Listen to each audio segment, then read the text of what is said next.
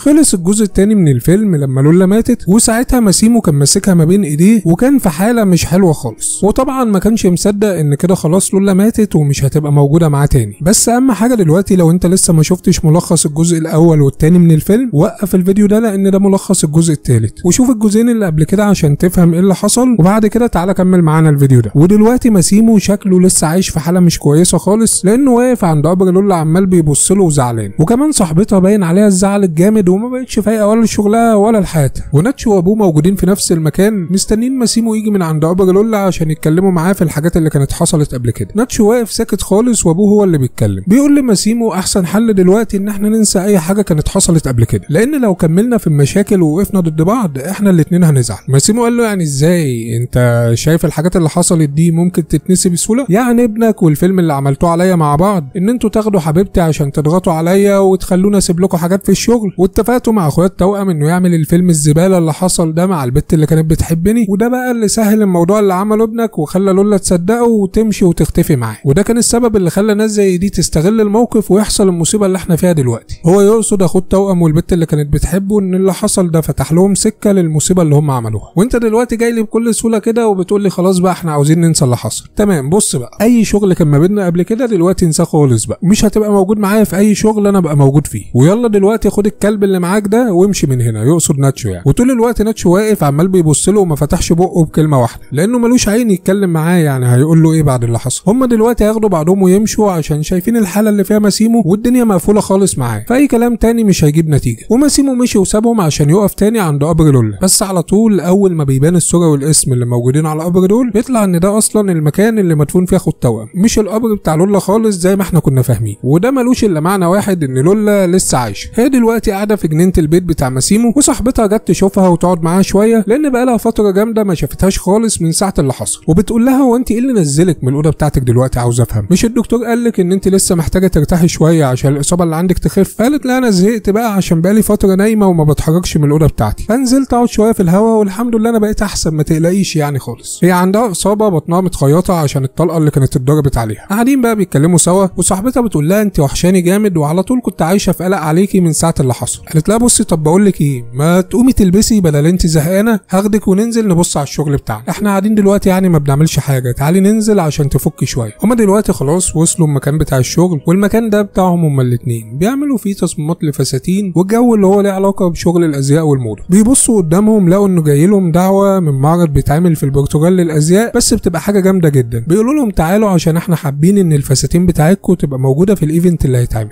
والموضوع ده خلاهم مبسوطين جامد وعمالين بيتنططوا. البت دي موظفه عندهم سامعه دوشه بتحصل فجايه تشوف في ايه، بس اتخضت من الهبل اللي هم عمالين بيعملوه. خلصوا وظبطوا دنيتهم في الشغل، وبعد كده طلعوا على مطعم عشان يقعدوا ياكلوا سوا. وهم قاعدين جه لولا تليفون، اول ما حطت التليفون على ودنها وشها كده اتقلب وبان ان في حاجه، وصاحبتها عماله تبص لها عشان واخده بالها ان في حاجه بتحصل. لولا قامت على طول وبعدت عن صاحبتها خالص عشان هي خايفه لا تسمع اي حاجه من الكلام اللي بيتقال في التليفون. وطلع ان ناتشو هو اللي بيكلمها دلوقتي، فبتقول له انت ايه اللي خلاك تتصل بيا؟ قال لها انت وحشاني قوي فكان لازم اكلمك عشان اسمع صوتك. قالت له طب انت ازاي جبت الرقم بتاعي؟ فقال لها يعني تتخيلي حاجه زي كده هتقف معايا؟ المهم دلوقتي انت عامله ايه، بقيتي كويسه وكده؟ خلصوا الكلمتين دول وقفلت معاه وقعدت تاني مع صاحبتها. صاحبتها شافتها كده فقالت لها في ايه مالك، هو مين اللي كان بيكلمك ده؟ لولا قالت لها ناتشو اللي كان بيتكلم وانا لسه متعلقه بيه وفي حاجات كده حساها من ناحيته. قالت لها ايه ده، هو انت دخلتي معاه في علاقه ولا ايه؟ فلولا قالت لها علاقه ايه بس؟ لا مفيش الكلام ده، ودي بتكذب عليها لان هي مش علاقه بس، ده كانوا قلبنا مليطه. لولا لما رجعت البيت بالليل لقيت ماسيمو قاعد لوحده وشكل مزاجه مش تمام خالص، واصلا العلاقه ما بينهم ما بقتش كويسه من ساعه اللي حصل، لان ماسيمو قلقان ومش فاهم ايه اللي حصل ما بينها وما بين ناتشو لما كانوا لوحدهم، وما كانش ينفع خالص قبل كده انه يكلمها او يسالها في اي حاجه حصلت بسبب ان هي كانت تعبانه جامد والاصابه اللي عندها، فكان مستنيها تخف خالص وبعد كده يفهم فيه ايه. قال لها احكي لي بقى دلوقتي ايه اللي حصل بينك وبين ناتشو وانتوا لوحدكم. قالت له بلاش نتكلم دلوقتي، خليها وقت تاني عشان انت شكلك شارب والموضوع كده مش هيبقى حلو. قال لها لا هو انا مش هسيبك دلوقتي الا لما تقولي لي ايه اللي حصل.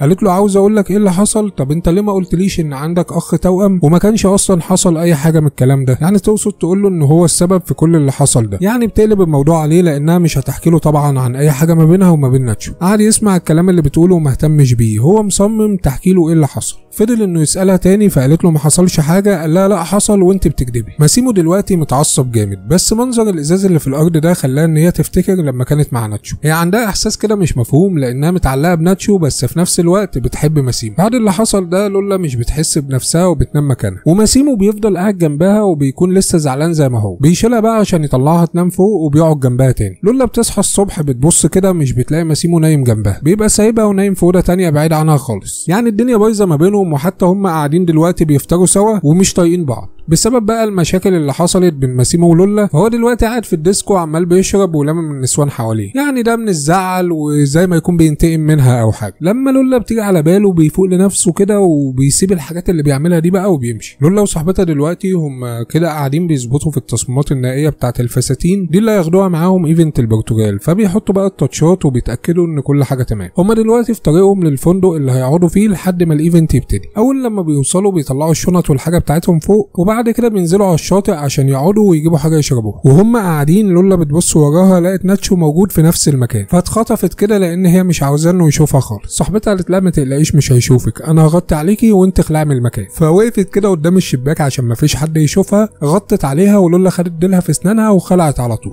هم كده خلاص مشيوا من المكان اللي كانوا موجودين فيه وقاعدين دلوقتي في حته تانيه خالص، وعمالين بيضحكوا على الهبل اللي حصل من شويه. لولا نايمه دلوقتي بس عماله بتحلم بناتشو لان دماغها مشغوله بيه، بس اول ما بتصحى ما بتبقاش فاهمه هو ده حلم ولا ناتشو موجود معاها فعلا ولا ايه. بتبص حواليها وبتفوق بقى فبتفهم ان ده حلم. بالليل بيبقوا موجودين في الايفنت اللي هو بتاع الازياء، الفساتين بتاعتهم بتتعرض هناك والناس عماله بتشوفها ومبسوطين بيها. وفي وسط بقى الجو بتاع الايفنت والحاجات اللي بتحصل دي بتقابل اخت ناتشو وبتقول لولا بس ايه الفساتين والحاجات الحلوه الدلع اللي انت فيه ده، انت شكلك مزه جامده قوي النهارده. واقفين بيتكلموا سوا، فقالت لها على فكره ناتشو هو كمان موجود هنا وعاوز يتكلم معاكي عشان يفهمك ايه اللي كان حصل قبل كده، فممكن تسمعي منه وتديله فرصه، لان الحقيقه يعني انا كنت شايفه انه في حاله مش كويسه خالص، على طول دماغه مشغوله بيكي ومش قادر انه يكلمك. فقلت له خلاص تعالى معايا الايفنت، انا هحاول اكلمها لك واخليكوا تقعدوا سوا. صاحبه لولا بقى هي مش باينه بقالها شويه لانها قاعده بتشرب ومبهدله الدنيا، فلولا قالت للبودي جارد اللي معاهم خدها طلعها فوق بدل ما تعمل لي فضيحه في المكان، لان البت دي في اي مكان بيدخلوه وهي بتمسك الازازه تحطها على بقها وكده خلصت، ما بتسيبهاش تاني لغايه ما بتدهول. صاحبه لولا البودي جارد شايلها كده عشان ياخدها ويطلعها الاوضه بتاعتها ويقفل عليها فوق، وهم طالعين في الاسانسير هي كانت لا مؤاخذه حافيه ولابسه الجزمه في ايديها وعماله بقى بتتكلم وتزعق، وفجاه كده قامت حدفها بعيد. لو اي حد بص للبودي جارد ده هيلاقيه واخد وضعه كده وشكله هيبه، بس سبحان الله ما تحكمش على حد من شكله او كده لان دماغه مش على قد جسمه خالص. يعني ما تفهمش عبيط او في مشكله في دماغه، يعني لانه قال لها استنيني هنا انا هجيبها لك واجي، ده على اساس ان هي هتستناه. استغلت بقى الموقف على طول وقامت مغفلاه وخلعت منه. طلعت تجري لحد ما لقت قدامها ان في سلم، نزلت السلم ده بس لقت ان الدنيا مقفوله وكده مفيش قدامها اي مكان تاني يطلعها، فقعدت بقى تزعق وتنده وعملت هبل من اللي هي بتعمله ده لحد ما جالها واحد شكله هندي او باكستاني كده. المهم يعني ده ساكن فوقيها ومش عارف ينام من الهبل اللي بتعمله ده. لا انت تعرفها ولا انت لو ما سكتيش انا هنزل هديكي بالجزمه على قفاكي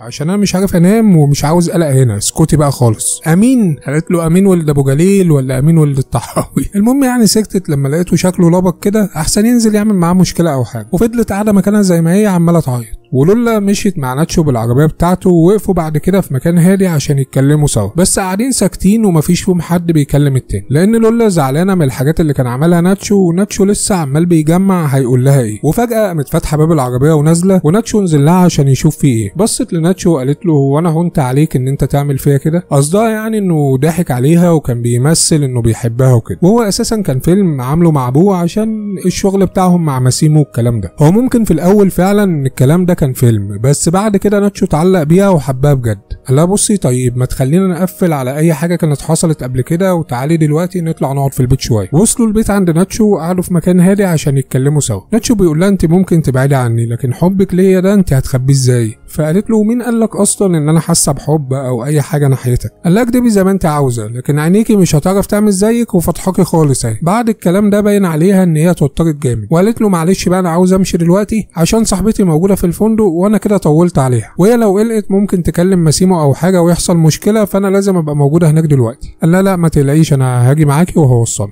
بعد ما قالت له انا ماشيه وتعالى وصلني والكلام ده، بصت في عينيه وخلاص كده فضلت قاعده معاه طول الليل، ودخلوا مع بعض في علاقه وكانوا قلبنا مليطه خالص يعني. طول الليل قضوه سوا وما ناموش خالص، والصبح بقى كان الجو جامد في حمام السباحه فنزلوا يبلبطوا مع بعض شويه. خلصوا ليلتهم الجميله وبعد كده ناتشو خدها عشان يوصلها الفندق. ناتشو قاعد بيكلمها شويه قبل ما يسيبها يعني وتنزل من العربيه وكده، فبيقول لها مالك شكلك قلقان في ايه؟ قالت له ما انا لازم ابقى قلقانه لان ماسيمو اكيد فهم ان انا ما كنتش بايته في الفندق فممكن يعمل معايا مشكله او حاجه. قال لها سيبك من الكلام ده، انت لو مش عاوزاه خليكي معايا وما تخافيش من اي حاجه، وعشان تبقي فاهمه انا مش زيه خالص، هو كان خاطفك عشان تحبيه بالعافيه والكلام ده، انا بحبك لكن مش هغصبك على حاجه، يعني لو انت هتبقي معايا هيبقى بمزاجك، وانا لما انقذت حياه ماسيمو ده اساسا كان عشان خاطرك انت، عشان انا فاهم ان انت بتحبيه. قالت له انقذت حياه ماسيمو ايه ده؟ امتى ده حصل؟ قال لها اكيد طبعا هو مش هيكون حكي لك على اي حاجه لانه هو هيستفيد ايه؟ هو عاوز ان شكلي يفضل مش حلو قدامك، فاستحاله يقول لك على حاجه كويسه انا عملتها معاه، بس عشان تبقي فاهمه انا انقذت حياته بعد ما البت كانت ضربتك وانت حصل لك الاصابه، بعدها جت عشان تموت ماسيمو وانا لحقتها وقمت مخلص عليها. لو عليا انا فمش فارق معايا خالص، انا كان ممكن اسيبه يموت عادي، بس انا عملت كده عشانك انت، عشان انا فاهم ان انت بتحبي ماسيمو فانقذت لك حياته. قبل ما يسيبها تنزل فبيقول لها انت لو حابه تكملي مع ماسيمو تمام، بس انا كمان بحبك وما عنديش اي مشكله لو هستناكي وقت طويل، المهم يعني لو حسيت ان انت عاوزه تبقي معايا في اي وقت كلميني وانا هجيلك على طول. خلصوا كلام وفتحت الباب ونزلت، بس وهي ماشيه ناتشو كان باين عليه انه زعلان قوي. اول ما طلعت الاوضه بتاعتها لقت ماسيمو في وشها وبيقول لها انت كنت فين بقى؟ قالت له انا كنت في الحفله. قال لها تمام، بعد الحفله بقى انت كنت فين؟ قالت له بعد الحفله انا حسيت ان انا مخنوقه قلت اتمشى شويه عشان افك.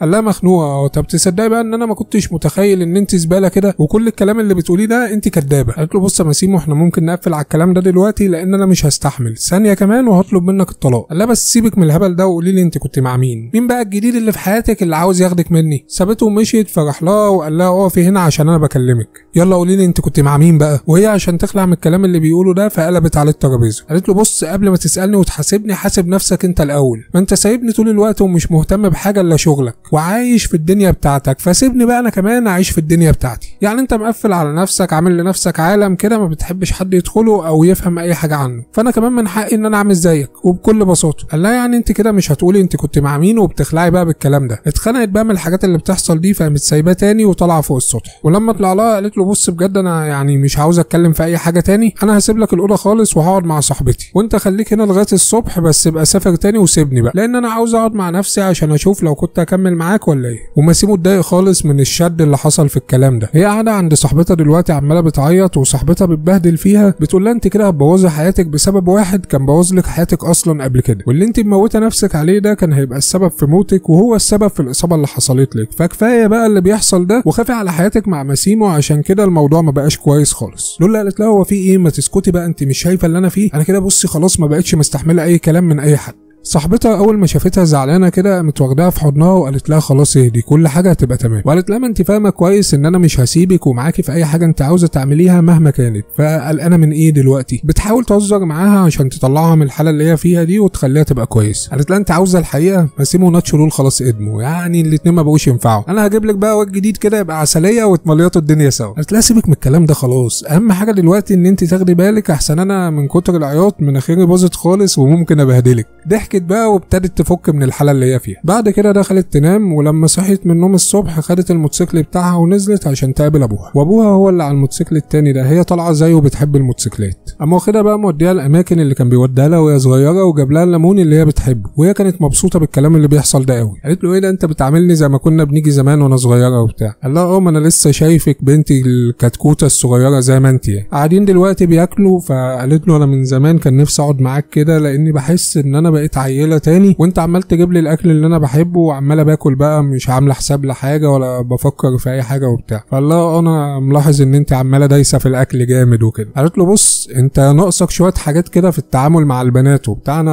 هظبطك فيهم. حاجتين بقى اوعى تسالهم لاي بنت، ولا عن سنها ولا هي بتاكل قد ايه. قال لها بتاكل قد ايه دي حاجه جديده انا ما سمعتهاش قبل كده. قالت له لا يا باشا الكلام ده بيفرق معانا جامد، وخد بالك عشان لو حابب ان انت تتفادى عكننه امي. وهم قاعدين مبسوطين بقى في الجو الجامد ده بيتكلموا وكده، صاحبتها اتصلت بيها فقالت لابوها انا لازم اقوم اشوفها عشان هي مش هتسكت، عماله تتصل فهشوف في ايه. قال لها خلاص تمام شوفي هي عاوزه ايه وانا قاعد مستنيك اهو. وهي قايمه الاتنين دول شكلهم كده في حاجه عمالين بيبصوا لها، هي معديه من قدامهم ومش واخده بالها ان هم بيبصوا عليها او كده. المهم وقفت في مكان عشان تتكلم مع صاحبتها قالت لها هو في ايه، انا اتصلت بيك اكتر من مره وانت ما بترديش، انت كويسه؟ قالت لها لا انا تمام ما تقلقيش مفيش حاجه، انا بس كنت قاعده مع بابا وكنا بناكل. قالت لها بصي اسمعيني بس عشان مفيش وقت خالص، ماسيمو وصل له الموضوع بتاعك مع ناتشو وبقى فاهم كل حاجه وعمال قلب عليك الدنيا وهيوصل لك اكيد يعني، والموضوع يعني مش حلو خالص لان دي خيانه واكيد هو مش هيقبل بحاجه زي كده وهيخلص عليكي وعليا انا كمان. دلوقتي انا خايفه علينا احنا الاتنين من الحاجات اللي هو ممكن يعملها لانه مش هيعدي حاجه زي كده وزعله مش هيبقى حلو. قالت لها اهدي بس شويه عشان ماسيمو لو كان هيعمل حاجه او كده كان زمانه عملها، احنا اهو قاعدين زي الفل مفيش حد حصل له حاجه، فما تقلقيش وانا هسافر اتكلم معاه واشوف الدنيا فيها ايه. قالت لها انت هتسافري له فين؟ انا بقول لك قالب عليكي الدنيا يعني مش بعيد اول ما يشوفك يخلص عليك. قالت لها بصي عشان تبقي فاهمه انا مش بخاف من ماسيمو خالص، ده جوزي وانا هتكلم معاه ومش هيحصل حاجه. قالت لها انت اعملي اللي انت عاوزاه لكن انا هخلع خالص واشوف اي مكان استخبى فيه لان ما عنديش استعداد ان ماسيمو يخلص عليا. هي صاحبتها خايفه اكتر منها من الحاجات اللي ممكن يعملها ماسيمو عشان دي خيانه والكلام ده ما بيعديش. قفلت معاها بتبص لقيت ابوها في وشها فقالت له انا شويه كده وهمشي بقى عشان اسافر لماسيمو. قال لها لا انسي الكلام ده انا مش هسيبك تمشي النهارده خالص، انت هتقضي معانا اليوم عشان امك تشوفك كمان فشويه ونطلع على البيت وعلى الصبح كده تبقي تمشي. امها اول ما شافتها وشافت ان هي جت بالموتوسيكل قعدت تتخانق معاها وبتقول لها ابوك السبب في اللي انت فيه ده وان انت تحبي الموتوسيكلات وكده، خايفه عليها يعني. لولا طبعا ما كانتش حاكيه لابوها وامها عن المشاكل اللي هي حاصله مع ماسيمو، بس امها وهي بتتكلم معاها فهمت كده ان في حاجه. لولا قالت لها لا مفيش حاجه، مين اللي قال لك الكلام ده؟ امها قالت لها ما انا مش محتاجه حد يقول لي، هو شكلك باين عليه، ولو فعلا مفيش حاجه كان زمانك دلوقتي بتقضي عيد ميلادك مع جوزك. لا ومش عيد ميلادك بس، ده في الوقت ده انتم المفروض تبقوا بتحتفلوا باول يوم اتقابلتوا فيه، فمعنى انك تسيبي الكلام ده كله وتيجي تقعدي معانا يعني في مشكله. قعدت بقى تحكي لهم عن كل حاجه، المشاكل اللي هي مع ماسيمو، وحكت لهم كمان على علاقتها بناتشو، ومش ان هي علاقه عاديه وخلاص، لا ده قالت لهم كمان ان هي بتحبه وماسيمو فهم الكلام ده وكل حاجه. ما قالت لها دي حياتك انت، يعني لو مش مقتنعه تكملي مع ماسيمو يبقى خلاص انفصلي عنه وشوفي انت حابه تعملي ايه واعمليه. الصبح كانت بقى خدت بعضها ومشيت ووصلت ايطاليا دلوقتي وطالعه من المطار، والعربيه اللي هناك دي هي مستنياها عشان تاخدها توديها البيت عند ماسيمو. اول ما ركبت العربيه فبتبص للسواق لقيته ناتشو. قالت له احنا متفقين ان بلاش نتكلم دلوقتي، الدنيا مش ناقصه مشاكل، كفايه اللي حصل مع ماسيمو وماسيمو فهم كل حاجه ما بيننا وما ينفعش اصلا ان انت تبقى موجود معاه دلوقتي. وكانت هتفتح الباب بقى عشان تنزل. لا استني بس انا عملت المستحيل اصلا عشان اجيلك دلوقتي، لان ماسيمو كان اتفق معانا ان مفيش حد فينا يبقى موجود في ايطاليا، ولا انا ولا ابويا، فلو حد قال له دلوقتي هتأذي انا وابويا والشغل بتاعنا كمان. بس انا ما يهمنيش اي حاجه من الكلام ده، يعني انا المهم عندي كنت عاوز اشوفك واتكلم معاكي، فاديني فرصه بس هوصلك واسمعي الكلام اللي عاوز اقوله لك، لو ما عجبكيش الكلام انا هختفي من قدامك على طول.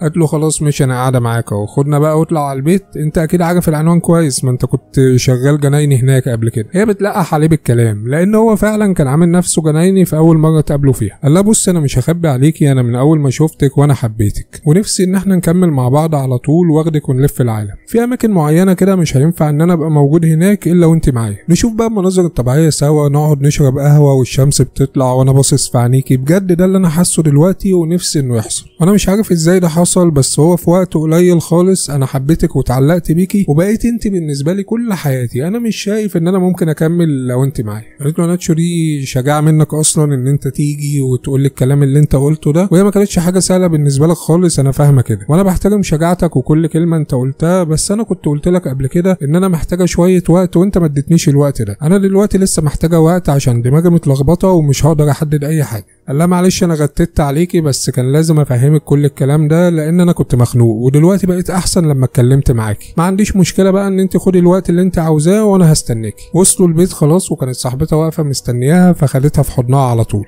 لا في يا بنت انا اتصلت بيكي انت ما كنتيش بتردي، المهم انا جهزت شنطه لينا عشان نخلع من مسيمو كده ونستخبى. وبعدين ما قلتليش ليه اصلا ان انت جايه؟ كنت بعت السواق عشان ياخدك من المطار. فلولا قالت لا لا ما تقلقيش خالص، انا السواق اللي جيت معاه كان لطيف جدا وعسليه. قالت لها عسليتي وانت جايه مع مين؟ يا نهارك اسود، انت جايه مع ناتشو لغايه هنا؟ هو انت عبيطه او ناسيه جوزك بيشتغل ايه؟ ده ممكن يدفننا كلنا مكان ما احنا واقفين. وبكل حب ناتشو وصلها ونزل لها الشنط بتاعتها وهو ماشي دلوقتي، بس قبل ما يمشي فبيقول لها كل سنه وانت طيبه عشان عيد ميلادك. صاحبتها قالت لها يعني على بختك، ده عيد ميلادك ويوم وفاتك في نفس الوقت اما ماسيمو يخلص عليك، انت هتوحشيني قوي. قالت لها طب بطلي هبل بقى وليه هو ماسيمو فين؟ قالت لها ماسيمو في الشاطئ، هو واقف قدام البحر كده بقاله شويه. يا بنت انا قلت لك نخلع، بس لو انت هتروحي له بقى خدي بالك من نفسك. لقيت ماسيمو لسه واقف في نفس المكان اللي صاحبتها قالت لها عليه، فقالت له انا قدامك اهو جاي عشان اتكلم معاك ونشوف بقى الدنيا فيها ايه. قال لا لا انت استني خالص، انا اللي هبدأ الكلام الاول. تعرفي دلوقتي ان انا متضايق من نفسي قوي عشان كل الحاجات اللي انت عملتيها دي، وانا مش هقدر اعمل معاكي اي حاجه، هفضل احبك وبس. ودلوقتي انا مش شايف قدامي الا كل الايام الحلوه اللي احنا عشناها سوا. قالت له انت كنت فاهم كل حاجه حصلت بيني وبين ناتشو وده من مده طويله، فليه سكت وما عملتش حاجه؟ قال لها عشان كان في يوم كده وانا صغير ابويا قاعد وبيقرا كتاب وقال لي حاجه انا ساعتها ما فهمتش معناها بس فهمته دلوقتي. قال له لو كنت بتحب حاجه فعلا من قلبك فسيبها تمشي، لو جات لك تاني هتبقى بتاعتك. قالت له هو كلامه صح فعلا، هو كان اب كويس وانت هتبقى اب كويس زيه مع اولادك، ومعنى كلامها ان هو اب كويس وكده يعني هي هتكمل معاه وتخلف منه. قال لها يعني انا افهم من كده ان انت خلاص رجعتي لي تاني، وهي كده يبقى اختارت ماسيمو وهتكمل معاه. وده كان ملخص فيلم 365 دايز الجزء الثالث، وبيسموه كمان ذا نيكست 365 دايز، ده الاسم بتاع الجزء الثالث يعني، وبالعربي 365 يوم الجزء الثالث. الفيلم من انتاج منصة نتفليكس، وهم نزلوا الجزء الثالث ده في يوم 19/8/2022. القصة بتاعت الفيلم ده احنا لو قلنا ان في قصة اساسا يعني متاخده بقى من رواية 3 اجزاء، والفيلم هو كمان نفس الحكاية معمول 3 اجزاء، ممكن تشوف الملخصات بتاعتهم موجودين على القناة. بس زي ما بقول في الملخصات اللي فاتت بتاعت الفيلم اللي هي الاجزاء اللي فاتت، ما انصحش اي حد يشوف النسخة الكاملة من الفيلم، خليك في الملخصات اللي احنا عاملينها لك، عشان الملخصات دي احنا عاملينها بشكل نضيف ما فيهاش اي حاجة مش كويس، وابعد خالص عن النسخة الكاملة من الفيلم. يعني ببساطة الاحداث الكويسة او المشاهد الكويسة في الفيلم هي قليلة جدا، يعني يعتبر ما فيهوش قصة، هم معتمدين يعني ممكن نقول 90% من الفيلم على المشاهد اللي هي السيكو سيكو. نتفليكس بيبقى ليهم دماغ كده مش حلوة خالص، وحاجات قاصدين ان هم يحطوها في الافلام والمسلسلات بتاعتهم عشان توصل للناس. يعني كمان هم في الجزء الثالث من فيلم 365 يوم مزودين فيه المشاهد اللي هي مش كويسة عن الاجزاء اللي قبل كده، يعني عشان تبقى فاهم كمية القرف اللي موجودة في الفيلم. فهم جايبين مشهد كده لولا او لورا المفروض يعني كانت نايمة وبتحلم بايه بقى؟ ان هي بتعمل علاقة مع ماسيمو وناتشو في نفس الوقت، وماسيمو وناتشو هما الاتنين بيعملوا علاقة مع بعض. انت فاهم كمية اللخبطة والحاجات اللي عاوزين يوصلوها في دماغ الناس؟ الخلاصة ان احنا نخلي بالنا واحنا بنتفرج على حاجات نتفليكس عشان الافكار بتاعتهم دي. سيب لي التعليق بتاعك بقى وقول لي انت شايف ايه في الملخص اللي اتعمل ده، اي حاجة عاوز تقولها قولها في التعليقات. وطبعا لو عندك فيلم او مسلسل عاوزني اعمل لك عليه ملخص فتمام قول لي عليه. بص سيبك من الفيلم عجبك او ما عجبكش، لان ممكن ما يعجبكش الفيلم، لكن لو انت شايف الملخص معمول بشكل كويس فاعمل لايك للفيديو واشترك في القناة لو انت لسه مش موجود معانا عشان تتابع الملخصات اللي بتنزل جديد. اشوفك ان شاء الله في ملخص جديد، واحلى سلام عليك يا باشواتي.